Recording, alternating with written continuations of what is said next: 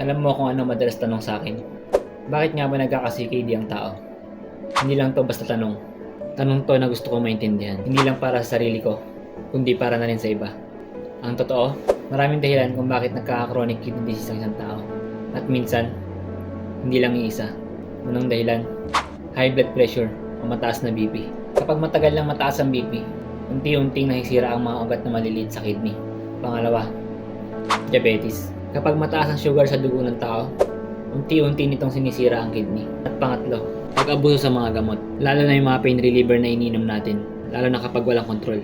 Pwede nitong madamage ang mga kidney sa paglipas ng panahon. Pangapat, hindi pag-inom ng sapat na tubig at madalas na pagpupuyat at pagod.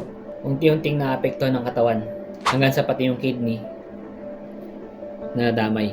At minsan, may mga sakit na hindi mo kasalanan, genetic, infection, at autoimmune na disease. Mga bagay na kahit anong ingat mo, pwede pa rin mangyari. Kaya kung tatanungin mo ako, bakit nga ba ako nagka-CKD?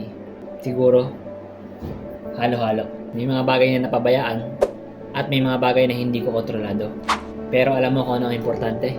Hindi yung dahilan, kundi kung paano ka lalaban. Matapos mo malaman ang lahat na may CKD ka na pala.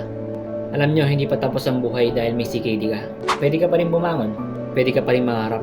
At kung may isang dapat kang tandaan, alagaan mo yung sarili mo hanggat maaga pa. At syempre kung nandito ka na sa laban na may CKD ka na, hindi ka nag-iisa. Lalaban tayo.